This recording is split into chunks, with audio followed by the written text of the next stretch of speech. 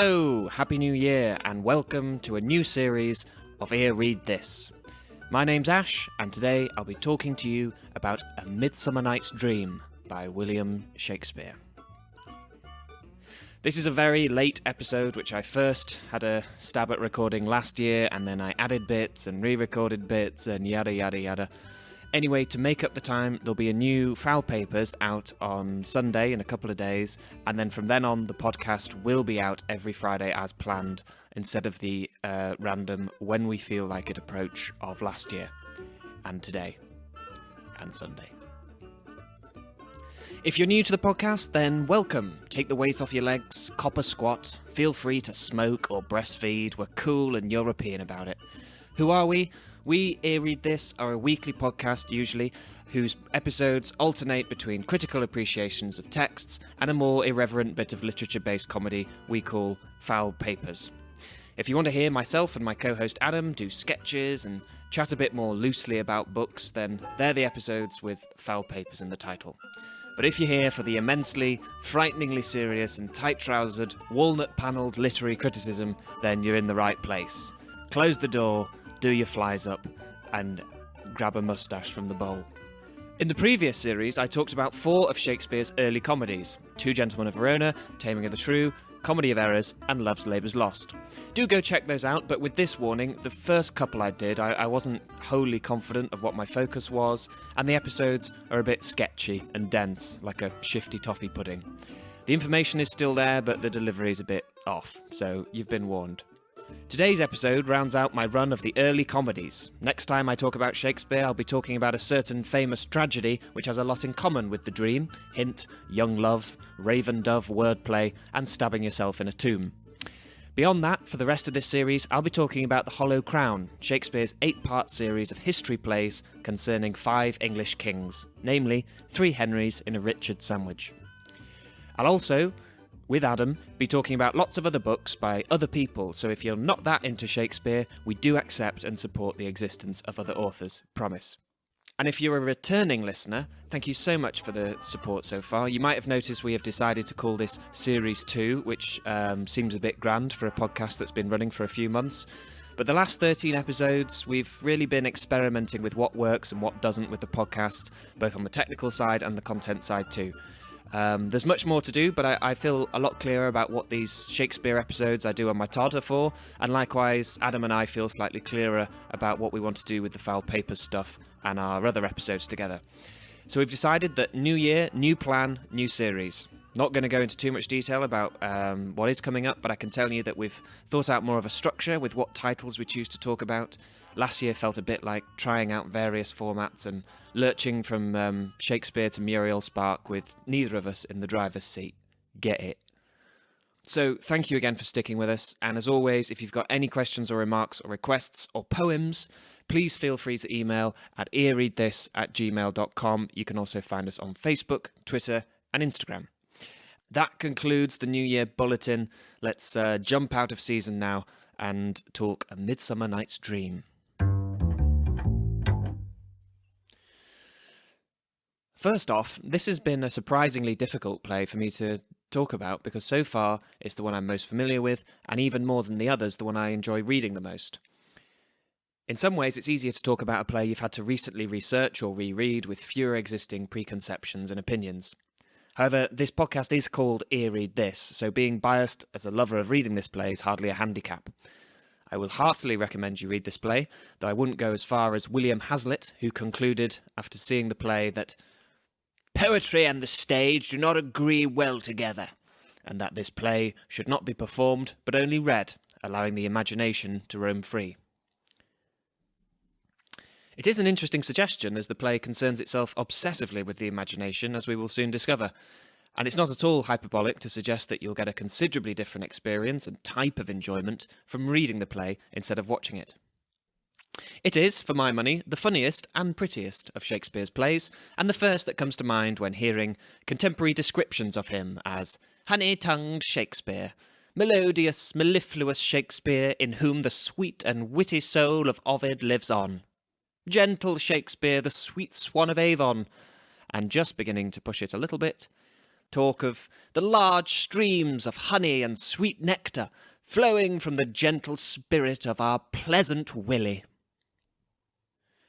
You come across a lot of this sort of thing when you start to read Shakespeare's criticism, and if you were more familiar or interested in the tragedies, or the history plays, or just the later plays, if you were a Hamlet guy, say, you might think, well, yes, the poetry's all very fine, but it seems to be playing him down a bit to paint him as such a sugary warbler.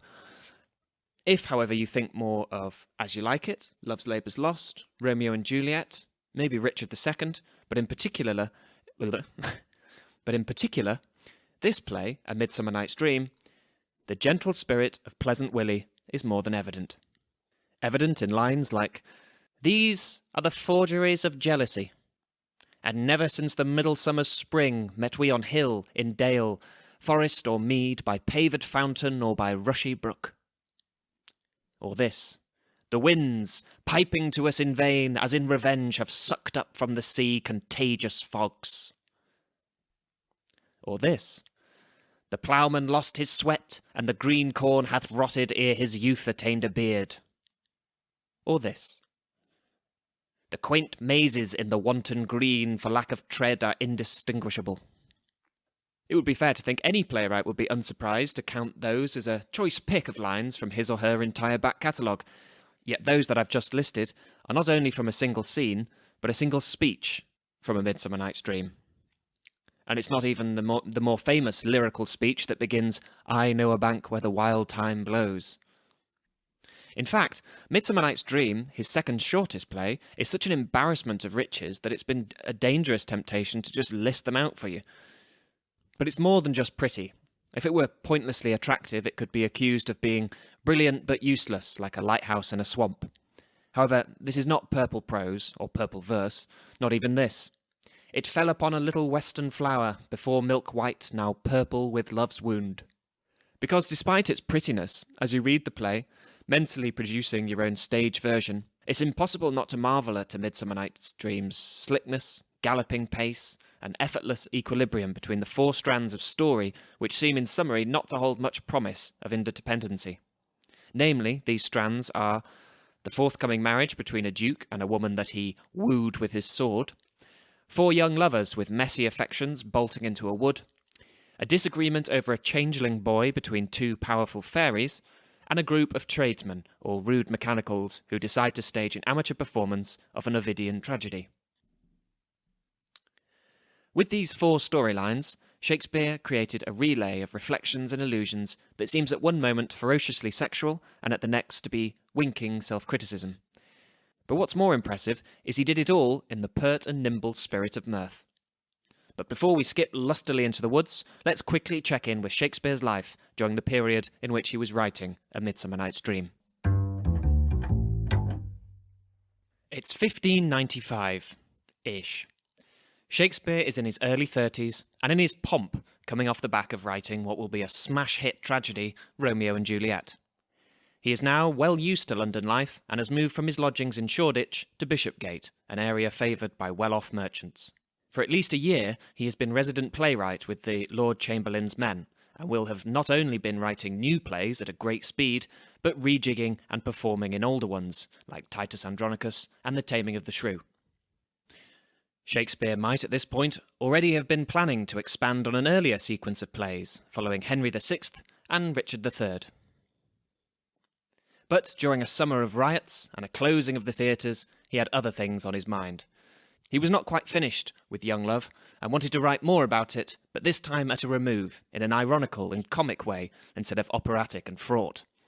Perhaps in the writing of Romeo and Juliet, he had even become somewhat bashful about his romantic excesses, and wished to create for the stage a view of young love that was more in line with his own cynicism. Perhaps, of course, it was simply that a comedy was demanded of him, and Shakespeare knew the life and death of Richard II was going to be pretty thin on laughs. Whether or not Romeo and Juliet had already been performed, or simply been written, it seems likely that it came before A Midsummer Night's Dream. Perhaps Shakespeare had already sensed the play's incipient power. Soon that play would be so well known in London that would-be sonneteers would be mocked for being full of nothing but pure Juliet and Romeo. A Midsummer Night's Dream is reckoned to have been first performed on the occasion of Elizabeth Carey's marriage in 1596. Elizabeth Carey was the goddaughter of Elizabeth I, and her grandfather was Henry Carey, who, as Lord Chamberlain, was the patron of Shakespeare's then company, the Lord Chamberlain's Men. His mother, that is Henry Carey's mother, was Mary Boleyn, sister of Anne, which made him the Queen's first cousin, or possibly, since before Anne, Mary was Henry VIII's mistress, her half-brother. Whatever their exact relation, it is certain that Queen Elizabeth would have been in attendance, especially since as Lord Chamberlain, her sometimes cousin, maybe brother, was in charge of organising royal amusements, and presumably had tastes to the Queen's liking. Gathering at that wedding on the 19th of February would be royalty, noblemen, and of course Shakespeare and his company of actors as well. The image of that mix of folk will serve as an entry point into the play, which also has a motley cast, roughly divided into 4 groups who, unlikely as it first seems, will be brought together for a celebration not unlike the festivities on the occasion of Elizabeth Carey's marriage. The first group of characters, and the ones who appear most briefly in the play, are the noble folk of Athens. Though not kings and queens, they might as well be. For our purposes, they are the top-ranked mortals in the universe of A Midsummer Night's Dream. They are Theseus, the Duke of Athens, Hippolyta, his betrothed, and also Aegeus. The name Theseus is taken from the cycle of Theseus stories, including most famously the tale of Theseus and the Minotaur. Though A Midsummer Night's Dream is listed along with Love's Labour's Lost and The Tempest as one of Shakespeare's few plays without a direct source, Douglas Freak has argued that A Midsummer Night's Dream is more indebted to a mythic source than any other of those in the corpus. Freak identifies the following similarities between A Midsummer Night's Dream and the Theseus stories. The name Aegeus being given to the father of Hermia. Aegeus, with an A at the start, was the father of Theseus. Also, Freak compares the lovers in the wood to the Athenian youths forced into the Minotaur's labyrinth. The Minotaur itself, of course, is quite visually reminiscent of Bottom, once kitted out with an ass's head. Freak also compares Bottom's craft of weaving with Ariadne's web, and finds in Oberon aspects of both Minos the king and Daedalus, the craftsman, magician, and maker of labyrinths. These sound like rather skinny threads, but are in fact quite consistent with the way that Shakespeare absorbed colour and information from his sources. He read and wrote fast, picked up what he liked, and moved on, with no time for minor detours. The one part of the Theseus myth that he did use directly for plot was the rather happenstance aspect of him taking an Amazon for his wife. "Hippolyta," he says, "I wooed thee with my sword, and won thy love doing thee injuries, but I will wed thee in another key." This makes it quite clear that Hippolyta is effectively a spoil of war, and although Hippolyta makes no overt complaint, this has led some to imagine her as there against her will, thereby kicking off this tale with so much to say about sexual power dynamics with the image of an imprisoned bride-to-be. Though we won't be staying long, it's quite evident that this Athens is living in a robust and brutish patriarchy. "To you, your father should be as a god," Theseus tells Hermia, and indeed the Duke, the soon-to-be Duchess, and Aegeus wield godlike powers over their subjects. Aegeus, taking a dislike to Hermia's choice in lover, requests his daughter be destroyed in consequence. Theseus softens only as far as suggesting that she either die or be exiled to a shady cloister where she can live out her days chanting faint hymns to a cold and fruitless moon. And Hippolyta is silent. Either we take this as tacit compliance with her husband's patriarchal rule, or that she, being imprisoned by him, has learnt not to question what he says. But these godlike nobles are very shortly to be usurped. Christy Desmond has written that, having composed her beauties as a stylist imprints soft wax, Aegeus therefore retains the right to disfigure Hermia. But in fact, any disfiguring or translating, to use a word that crops up more than once in the play, will be performed outside the walls of Athens. We'll hear more from the elite Athenians at the end of the play when they return. For now, let's have a look at those on the receiving end of their rule, the young Athenians, or the lovers. Presented before the Duke is the backstory of our 4 lovers. Lysander, who is in love with and loved in return by Hermia, Demetrius, who also loves Hermia, and poor old Helena, who loves Demetrius. Have you ever seen a group of people who have individually challenging outfits and thought, they're all so quirky that none of them are? Well, here we have 4 characters who immediately sound like lovers. Helena, like Helen of Troy, Lysander, like Leander, who swam the Hellespont, Demetrius, meaning devoted to Demeter, goddess of harvest and fertility, and Hermia, which you can get in your groin if you get too romantic too fast. But also is the female form of Hermes, son of Zeus. Individually, these four names might merit tragic poems, but together they are a lump, a coagulate lump of lover, in inverted commas. E.M. Forster, in Aspects of the Novel, makes the distinction between round and flat characters. Round characters, like Hamlet, Lear, or Lady Macbeth, are inconsistent, surprising, and appear to have a mind of their own. Flat characters behave like people reduced to one or two basic facets or motivations. While they perhaps lend themselves toward being comedy characters, Bertie Wooster, for example, you could argue that a character as interesting and enigmatic as Iago is basically flat. His whole existence is welded to his simple mission: I will destroy them all. The round characters of Shakespeare, and round characters in general, are frequently praised, and people can make the mistake of thinking flat characters are a lesser achievement.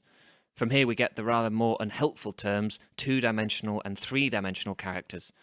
Writing, you could say, is the art of disposing with the messy and irrelevant parts of life, and it's important to remember that a skillfully wielded flat character may cover more ground than a round one. Also remember that all real people, including writers, are round, and yet all of us are capable of being dull. The four leads, Lysander, Demetrius, Helena, and Hermia, are in essence flat. They are motivated by their being in love. Throughout the play, Shakespeare seems to be gently mocking the essential flatness of lovers everywhere by portraying the romantic imagination as essentially one note, and the artistic imagination as capable of infinite depth. As Lysander says, the course of true love never did run smooth, and sure enough, these quick, bright things soon come to confusion. The time-old device of a love potion is all it takes to reverse the affections of Lysander and Demetrius, both of whom have been steadfast as any romantic hero up until this point. And yet, in the course of one short sleep, Lysander abandons his Hermia for "who will not change a raven for a dove?" Demetrius, likewise, will later say, "My love to Hermia, melted as the snow, seems to me now as the remembrance of an idle gaud." It has been said that the moment any of Shakespeare's lovers begin to woo and write sonnets, they become flat. Demetrius and Lysander, springing awake with newfound passion for Helena, may be flat, but they also make the speed and vitriol of lovers' oaths very funny. One man going mad makes a good tragedy, more than one makes it comic. Demetrius and Lysander festoon their arms and flowery rhetoric on Helena, as well as calling the previously adored Hermia a cat, a burr, a vile thing, a tawny tartar, and some loathed medicine. The female lovers, stunned, suspect one another and exchange even more insults. Helena, who ran rather hopelessly after Demetrius into the wood, now has two men who are either vying for her hand or mocking her. Hermia, who was fleeing the unwanted affections of Demetrius with Lysander, now has only the loathing of both. All four, in fact, have been so quickly and utterly disfigured that the comedy seems to be getting laughs from the very idea of them having any individuality in the first place. The abruptness of their transformation makes a disrespectful mockery of Helena's belief that love looks not with the eyes but with the mind. What defined them early on was their earnest love-making. Now, just a few short scenes later, all earnest feeling has been destroyed, showing their words to be simply airy nothings, and these no true profound lovers, but caricatures of lovers. When they are profound, they do not know it, such as Helena's "things base and things vile, holding no quantity, love can transpose to form and dignity," foreshadowing both her own promotion from ignored maid to goddess, nymph divine, and that of a man with an ass's head to a creature beloved of a fairy queen. She also gives a telling description of her and Hermia's former friendship. "We, Hermia, like two artificial gods, have with our needles created both one flower, both on one sampler, sitting on one cushion, both warbling of one song, both in one key, as if our hands, our sides, voices and minds had been incorporate.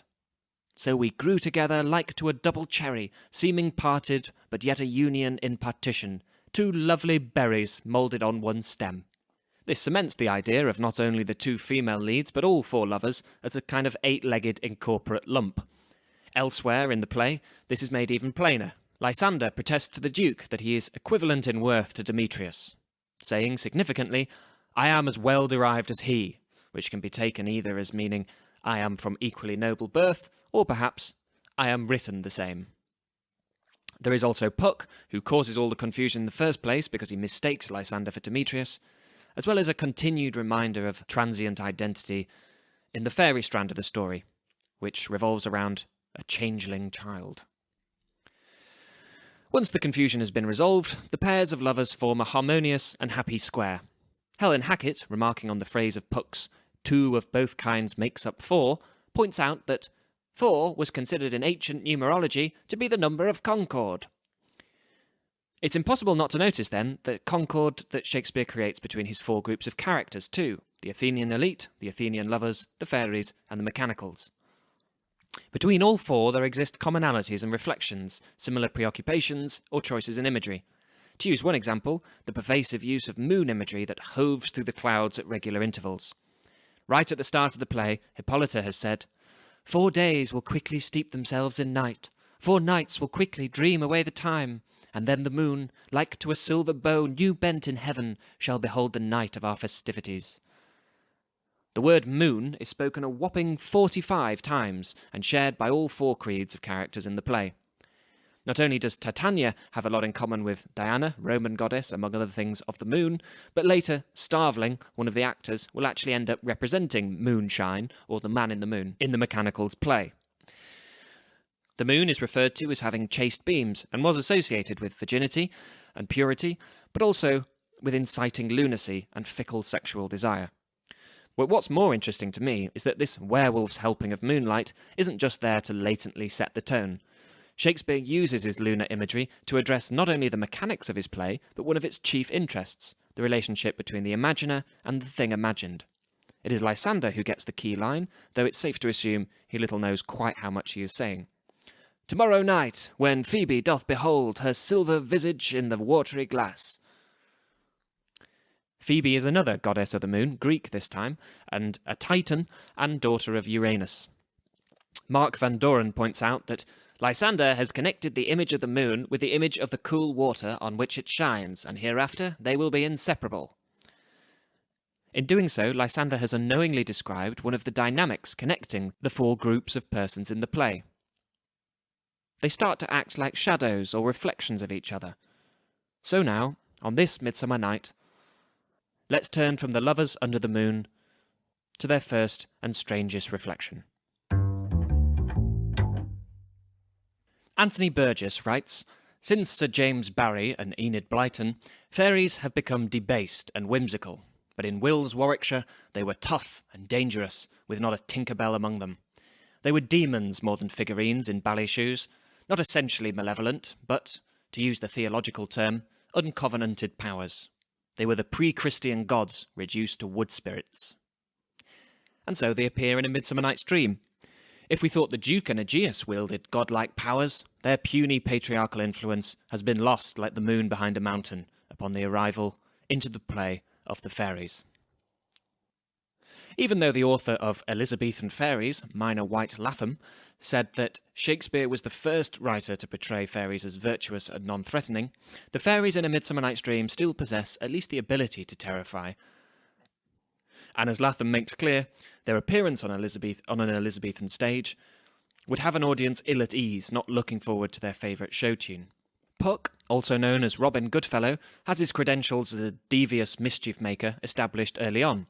He misleads night wanderers, we hear, steals cream and laughs at the breathless housewife's churning, takes on the likeness of a crab-apple, and, concealed in a gossip's drink, bobs against her lips and, oddly, her breasts. He also disguises himself as a footstool in order to slip from a sad ant's bum. Puck can also evidently travel great distances at enormous speed. He can even, he famously claims, put a girdle round the earth in 40 minutes. But even he is a pale companion next to his master Oberon and the other royal fairy, Titania. These two indeed seem to be uncovenanted pre-Christian powers. They command orders of followers, they can flit around the world at their pleasure and beyond it, to other planets, kingdoms, and fairylands. They speak as if they have travelled and observed the world since its creation, and while they appear virtually omnipotent, they both seem to be strangely purposeless. Oberon, we hear, has recently taken on the shape of Corin and wooed fair Phillida with his panpipes. Titania, Oberon suggests, has been similarly engaged, and she herself expresses no want in the play beyond revels, dances, and song with her fairy servants. It is perhaps coincidence, but it seems fitting that the flower, a pansy, with which Oberon decides to hoodwink Titania, is known as love in idleness. These powerful entities do seem to lead rather idle lives, implying either that their real motives are beyond us, or that the inevitable price of omnipotence and immortality is boredom. It's tricky to determine Oberon and Titania's true rank amongst the gods and other mythical powers they reference, but the fact that Oberon collects his love potion from one of Cupid's misfired arrows suggests that he is somewhere below the winged infant god. And on the topic of pulling rank, Oberon seems to make a playful reference to Queen Elizabeth. The arrow that Cupid misfired was first aimed at a fair vestal, or virgin, throned in the west. Elizabeth was commonly referred to as the Virgin Queen. The arrow, of course, misses, and as Oberon says, the imperial votress passed on in maiden meditation, fancy-free. If we take this reference seriously, it completely distorts where we set the play, or perhaps is just further testament to the fairies' omnipotence, showing that Oberon cannot simply travel through space at whim, but time also. It is not the only reference to Queen Elizabeth. Oberon says, in a bit of particularly striking imagery, that he once sat upon a promontory and heard a mermaid on a dolphin's back. I remember reading this bit in school and puzzling over the redundancy of a mermaid sitting on a dolphin. Surely that was like an eagle riding an owl. Why would it bother? But the line apparently has a surprisingly real origin. In 1575, at Kenilworth Castle, the Earl of Leicester held a 3-week celebration of his sovereign, Elizabeth I, possibly trying to marry her as he did so. It was one of these all-out Tudor carnivals of pageants, masks, and banquets. One of its highlights was, get this, a mechanical mermaid riding a dolphin. The Earl has obviously heard the adage that the way to a woman's heart is through a mechanical mermaid riding a dolphin, though sadly it seems to have not paid off this time. What makes it particularly interesting for us, however, is that the 3-week Lizfest at the Warwickshire Castle would have attracted commoners and noblemen alike, including perhaps John Shakespeare and his 13-year-old lad, Will. It's a long shot, but what a connection to be able to pull off years later and drop into a play that, yeah, I too was there for your mechanical mermaid on a dolphin moment. But I digress. What we have established is that the fairies have abilities and histories far beyond the mortal characters. They can appear and disappear, they are urgently present, yet also ancient, folkloric, and idle. Theseus, with his Minotaur-killing heritage, might be attached to the world of myth by a silk thread, but Puck, Oberon, and Titania bristle and throb with it. They whirl out of the labyrinth, full of the language of magic and mythology. Though perhaps they don't come out of the labyrinth at all. Perhaps they remain in one. For the forest in which they dwell takes on something of the fairies' character, the everywhere and nowhere-ness, the suggestion of transgression, and the ease of transformation. The forest that the lovers steal into has long become totemic of Shakespeare's comedies, but in fact only 2 of them take a forest as their chief setting, A Midsummer Night's Dream and As You Like It. It has long been held that the forest for Shakespeare was a place of transformation, much as it frequently is for Ovid. But it is also the scene of transgression.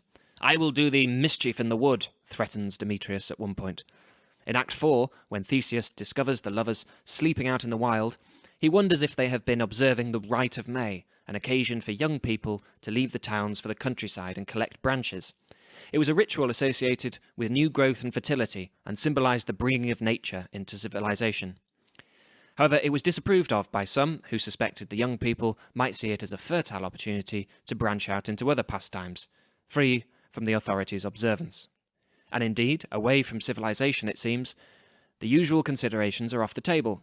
Lysander tries his chances with Hermia, saying, although they are not yet married, "One turf shall serve as pillow for us both, 1 heart, 1 head, 2 bosoms, and 1 troth." And there are multiple references and threats of the likelihood of ravishment befalling the women once they are in the wood. By following him there, Demetrius warns, Helena is risking the rich worth of her virginity. Compounding the forest as this shifting, intangible location, the remark of Theseus about the Rite of May makes the exact time of the play intangible too, for he also implies that it is close to Valentine's Day, in February. And besides, Midsummer Eve, the most likely contender for the play's setting, is on the 23rd of June. This could be an editing oversight, as there are many examples of throughout Shakespeare, But if it is, it's a fitting oversight, as all supposed dates, Valentine's Day, the Rites of May, and the 23rd of June, Midsummer's Eve, have associations with courtship festivals and fertility. Fitting because A Midsummer Night's Dream is a highly erotic play, and not just for the four young mortal lovers.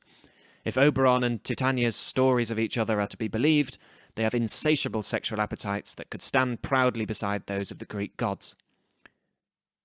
And unlike the mortals who get knotted up in escape plans and affections of fathers, the fairies simply take what they want, though through manipulation rather than force. Whilst it is clear that Oberon wishes to trick Titania into sleeping with something repulsive, presumably to degrade her, the literal extent of the sexual act remains undisclosed in the play. Therefore, there are both clean, family-friendly productions of A Midsummer Night's Dream, and also those which feature Titania travelling with a coterie of winged gimps. The open-endedness of words like sleep and lie are to thank for allowing this. But the eroticism is there, and the play may have been deemed far filthier in its day than now. A typically large Shakespeare quota of sexual puns proliferate the play. A couple of personal favourites being, "My cherry lips have often kissed thy stones," says Thisbe to the wall, stones being both, well, stones and testicles. My other favourite is satisfying because it's a two-in-one. Bottom sends his regard to the fairy Peasblossom's father, who is sensibly enough called Master Peascod. But as Helen Hackett points out, peascods, or pea-pods, were associated with love and sexuality in folk magic, partly because of their shape, phallic and seed-filled, and partly because of the verbal inversion of the term codpiece. Codpiece, peascod. Codpiece, peascod. It's a real grower, that one. Less playful and more brutal sexual imagery comes from the trick played on Titania. Oberon squeezes the flower into her eyes and wishes her to look on some gruesome beast to take as a lover. His hopeful candidates include lions, bears, wolves, bulls, meddling monkeys, busy apes, cats, bears, leopards, and boars. Jan Cott comments that all these animals represent abundant sexual potency, and some of them play an important part in sexual demonology. Bottom is eventually transformed into an ass, but in this nightmarish summer night, the ass does not symbolise stupidity. From antiquity up to the Renaissance, the ass was credited with the strongest sexual potency, and among all quadrupeds was supposed to have the longest and hardest phallus. Which does beg the question, which quadruped came along during the Renaissance with an even longer and even harder phallus? Cott is not alone in finding sexual potency in the ass. It came out a bit wrong. As Helen Hackett points out, if we go back to the Golden Ass of Apuleius, the only Latin novel to survive in its entirety, also called the Metamorphoses, and one of the sources for the dream, we find that the ass is a highly sexual creature. In this ancient Greek romance, translated into English by William Adlington in 1566, the hero transformed into an ass finds that he attracts various female admirers, including a lustful matron who rhapsodizes over him, much like Titania over Bottom. So Bottom is no accident. He's not just a clown with the head of a stupid animal, but a beast in the flesh and a beast in the sack. It's obvious that Oberon and Titania have some romantic history. Oberon is jealous of Titania's other flings, and his own have not gone unnoticed by Titania either. Oberon demands that Titania turn over a changeling child, a boy she has reared after his mother, a votaress of hers, died. The boy never speaks and doesn't necessarily appear at all. Once the love potion has been reverted, he seems to have been forgotten completely. But some have suggested that jealous Oberon spites his sometime queen for having cuckolded him, first with other men, and now with this boy. Peter Brook offers a much blunter reading. For him, the true story of the play was a man taking his wife, whom he loves totally, and having her fucked by the crudest sex machine he can find. Others have suggested that whilst that might be what Oberon wanted, it's Titania who really receives what she desires, finding in the sexually potent Bottom, easiest way of saying that, the lover that she has always secretly wanted. Some have gone even further, making a connection between the two sets of royal or noble couples, Oberon Titania and Theseus Hippolyta. It would be easy to imagine Theseus as sexually threatened by his warrior queen, and perhaps the Oberon Titania storyline is a kind of shadow play working out of his insecurities and desires. The concentration on sex and dreams has attracted a lot of Freudian readings of A Midsummer Night's Dream, which, personally, I find the least interesting. It's not that they aren't thoroughly researched and erudite, but it's a bit like talking to an articulate flat earther. Whatever the argument, it's all coming back to that one big thing you can't get past. And I think Shakespeare is just too idiosyncratic, too impulsive, and altogether too cunning to be codified by someone in a Viennese whirl. In a play as joyous and lyrical as this, considering the Oedipal implications of forests sharing the same surname as Shakespeare's mother, feels like being told halfway through an exquisite pudding that custard may well soon go extinct. During the play within a play, in Act 5, Bottomus Pyramus stabs himself at length, during which he compels his sword, "Wound the pap of Pyramus, aye, that left pap where the heart doth hop." One Freudian solemnly commented on this bit of inspired silliness that what it demonstrates is that Shakespeare, who translated himself into Bottom, was attempting a textbook womb return by stabbing himself in the place where he suckled on his mother's teat. It seems that something funny happening is anathema to the efforts of the Freudian as much as it is to those of the terrorist or pornographer. Shakespeare's own interpretation of dreams is interesting enough without opening the interpretation of dreams, in particular with its correspondence to the experience of the theatre. When we dream, we experience an intense present, and no pause for reflection or future planning is allowed. We are simultaneously the authors of our dreams, but also their helpless spectators. That is, if you ignore people who say they are lucid dreamers, which, if they ever start talking to you, you should. At the very end of the play, Puck has the famous lines, "If we shadows have offended, think but this, and all is mended, that you have but slumbered here while these visions did appear, and this weak and idle theme no more yielding but a dream."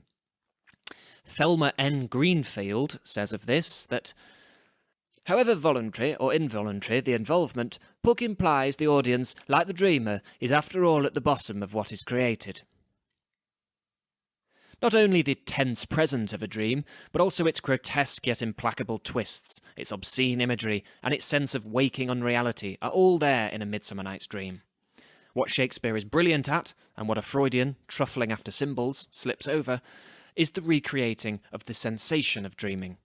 There is only one real dream depicted in the play, that of Hermia awaking from a nightmare. She carries it with her into the waking world. "Help me, Lysander, help me! Do thy best to pluck this crawling serpent from my breast. Ay me, for pity, what a dream was here! Lysander, look how I do quake with fear. Methought a serpent ate my heart away, as you sat smiling at his cruel prey. Lysander?" Vividly, Hermia has awoken from a nightmare into a nightmare, as Lysander has already trotted drugged after Helena, abandoning his former love to the wild beasts of the forest and her darkest dreams.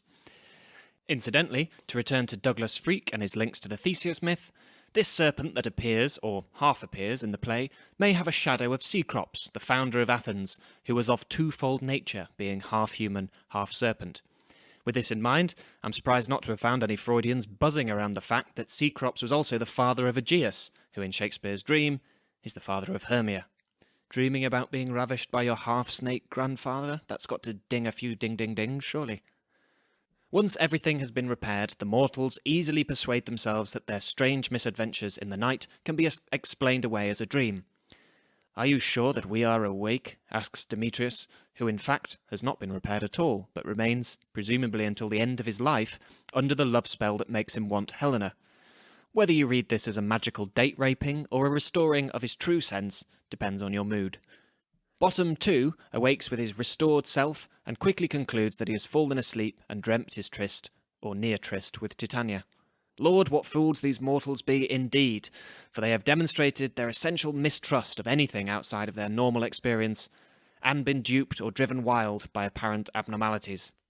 The idle, mischievous, but impulsive fairies, on the other hand, are masters and providers of dream logic. And in theatrical terms, this gives them by far the most power on stage. The mortals, with their fond little plans, seem trapped in a romantic story from a bygone era when they share the stage with a character like Oberon, who can nonchalantly inform the audience, "I am invisible," and watch the Athenians at his pleasure. The fairies are the ultimate wedding crashers, skipping onto the stage, causing great but completely arbitrary havoc, casually restoring order, and then leaving again in search of more fun. but they couldn't operate half as effectively outside of the forest, which, to match their ease of travel, seems to expand and contract as and when required. The forest seems, says Bart van Es, infinitely large and at the same time infinitely congested. It seems apt, then, that in practical terms it has been staged as teeming with life and magical creatures, but has also been bodied forth by the performances with no set whatsoever. The forest, like the fairies, and like dreams, can persuade us of its power because we, the audience or the reader or the dreamer, are so willingly duped. John Bailey said of A Midsummer Night's Dream that, as a drama it is nothing, but as a dream it is perfect. Coleridge wrote that the play was written as a dream throughout, but surely no dream could make so harmonious a whole. Samuel Pepys wrote in his diary that it was the most insipid, ridiculous play I ever saw in my life. Well, you can't please everyone. Sublime or ridiculous, or indeed both, A Midsummer Night's Dream owes at least some of its dreamlike texture to its verse. And some of the shared illusions and dramatic irony of the imagery we have explored already, as in Lysander stumbling into that telling description of the moon and its reflection. But the verse also marks out the otherness of its creeds of characters. The Duke opens the play in unrhymed blank verse. Now, fair Hippolyta, our nuptial hour draws on apace. 4 happy days bring in another moon, but oh, methinks how slow this old moon wanes. It is brisk, forthright, authoritative, and not without pleasure either, with a rolling internal rhyme of, oh, methinks how slow, which manages to sound somehow impatient and restless. Next come the lovers, who speak in formal iambic pentameter. I would my father looked but with my eyes. But when fathers and dukes have left, and the lovers can address their favourite topic, something different happens to the verse. Were the world mine, Demetrius being baited, the rest I'd give to be to you translated. Oh, teach me how you look, and with what art you sway the motion of Demetrius's heart. That's right, when the conversation heads lovewards, the verse begins to rhyme. This is true not only of these lovers, but lovers elsewhere in Shakespeare's canon, spectacularly so in Romeo and Juliet. But rhyme isn't only permitted to the lovers. The first fairy to get more than a how now is one of Titania's ensemble, who says, over hill, over dale, through bush, through briar, over park, over pale, through flood, through fire. Now not only have we got rhyme, but a truncating of the verse line from 10 to 6, or depending on your stresses, 7 syllables, lending it that sing-song quality reminiscent of Macbeth's witches. Fair is foul and foul is fair. Coleridge, who wouldn't have approved of my syllable count in that extract, was particularly enamoured of Puck's speech beginning, now the hungry lion roars, and the wolf beholds the moon. Coleridge cooed over these lines, oh, what wealth! What wild ranging, and yet what compression and condensation of English fancy! In truth, there is nothing in Anacreon more perfect than these 30 lines, or half so rich and imaginative. They form a speckless diamond!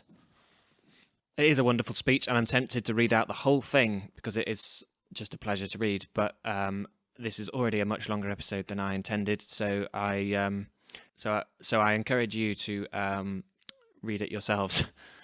It's the point of the whole podcast, really. Elsewhere, the fairies sporadically swap back and forth between verse styles. Compare Oberon's conversational blank verse here. How canst thou thus, for shame, Titania, glance at my credit with Hippolyta, knowing I know thy love to Theseus? With this later incantation, what thou seest when thou dost wake, do it for thy true love's sake.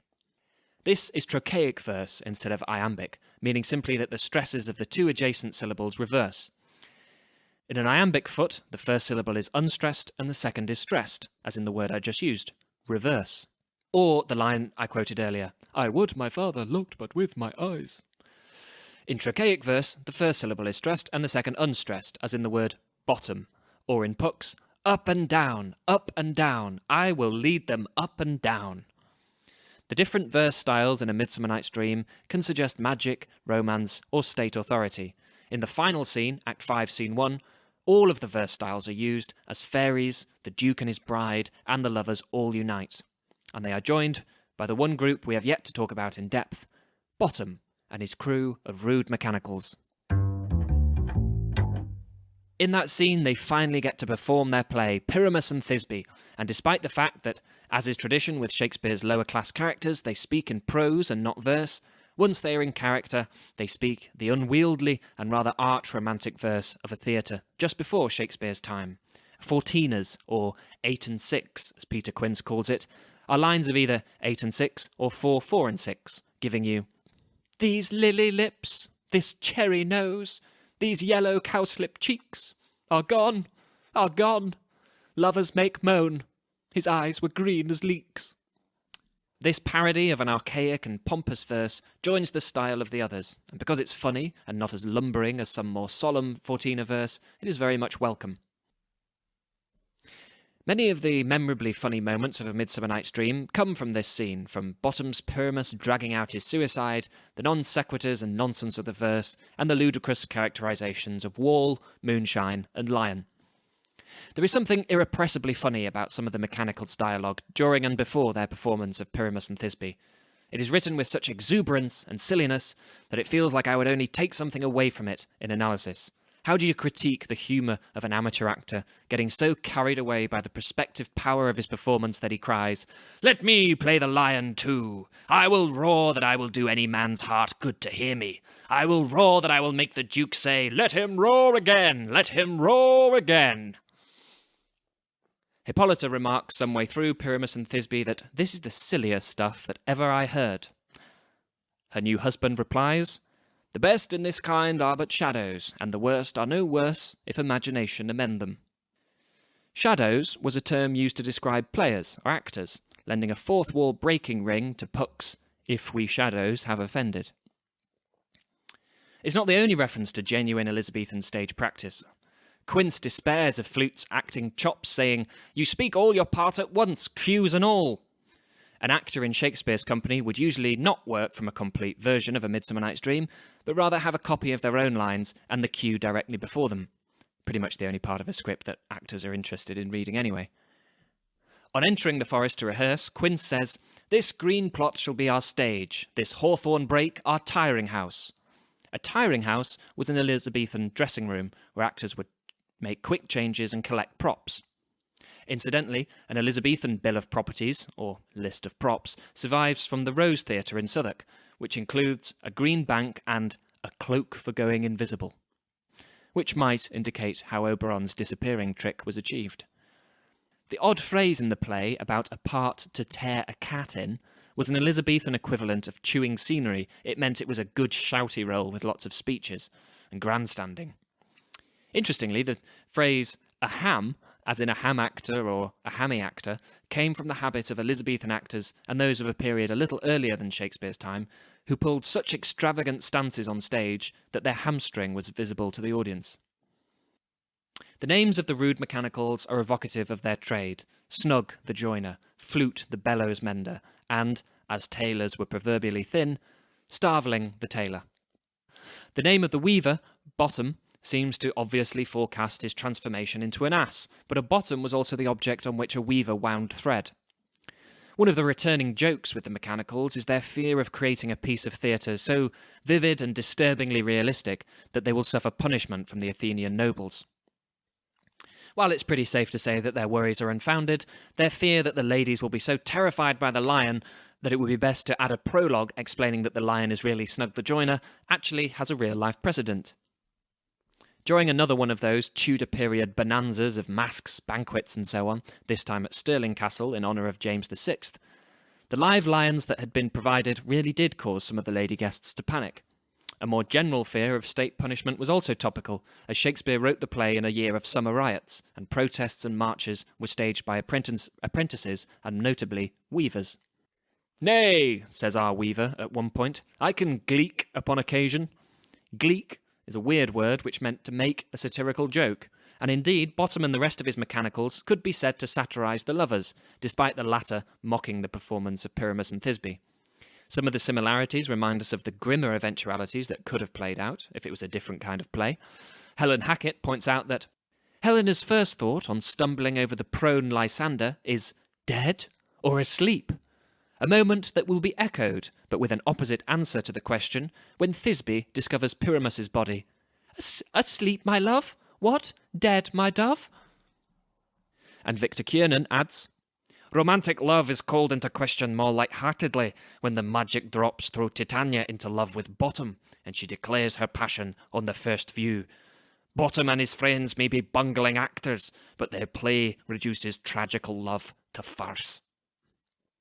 And not only are the four lovers of this play the target of mockery, but perhaps even more so the two lovers of Shakespeare's previous play, who, like Pyramus and Thisbe, commit suicide in a tomb. Mark Van Doren says, Shakespeare has come, even this early, to the farthest limit of comedy.